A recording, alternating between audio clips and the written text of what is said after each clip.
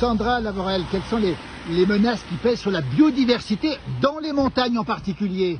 Alors dans les montagnes comme ailleurs, la plus grande cause de dommages à la biodiversité, ce sont les usages des écosystèmes par les humains et des espèces. Donc ça va être les changements de l'agriculture, de la foresterie, mais aussi beaucoup l'urbanisation et aussi par exemple les changements des cours d'eau. Et puis donc tous ces changements, ils sont les premières causes, mais la deuxième cause, c'est le changement climatique. Aujourd'hui, c'est la deuxième cause, mais on s'attend à ce que ça devienne la première cause de dégâts à la biodiversité dans l'avenir. Alors très concrètement, les menaces qui pèsent, ce sera quoi alors? Quelles vont être les conséquences de tout ça justement? Alors on observe déjà un certain nombre de conséquences, par exemple des déplacements d'espèces, des espèces qui ne peuvent plus vivre à certaines altitudes, qui sont obligées d'essayer de se déplacer dans les paysages. D'autres conséquences, ce sont par exemple tous les cycles qui sont bousculés. Par exemple, on voit les feuilles qui sortent plus vite au printemps, les fleurs qui sortent plus vite au printemps, et puis après, il n'y a plus de gel, voilà. Et non seulement ça, l'effet direct par exemple sur les plantes, mais quand par exemple elles vont être désynchronisées avec leurs pollinisateurs, eh bien ça sera mauvais à la fois pour les plantes et pour les pollinisateurs. Et puis on a des conséquences importantes sur le fonctionnement même des écosystèmes, donc par exemple le cycle de l'eau, le cycle du carbone.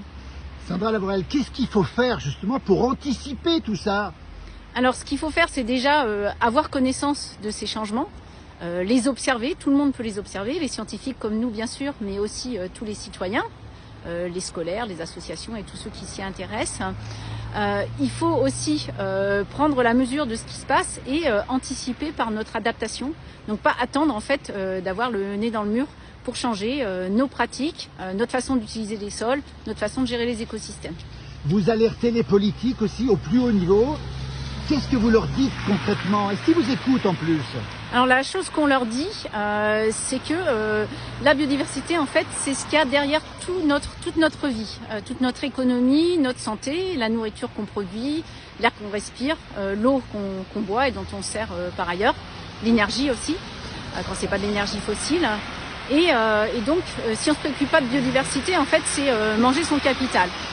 Et ça, c'est dit à différents niveaux internationaux. On a un GIEC de la biodiversité qui s'appelle l'IPBES.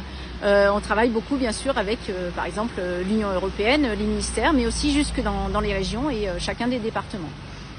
Ça veut dire qu'il y a urgence, Sandra Lavorel. Vous êtes confiant pour ce qui peut se passer, pour que les décideurs prennent les bonnes décisions? Alors pour moi, ce qui est important, c'est que les décisions, elles vont venir bien sûr des gens dont c'est le métier et le pouvoir, mais c'est aussi les citoyens qui doivent contribuer par leurs actions. Et finalement, ce sont aussi les gens qui votent et donc qui vont élire, on l'espère, des personnes qui sauront prendre en compte ces enjeux dans les politiques qui doivent rapidement changer. Vous êtes pessimiste, optimiste ou réaliste? Réaliste. Réaliste? Confiante quand même? Moyennement selon les jours. Merci beaucoup Sandra Lavorel. Merci.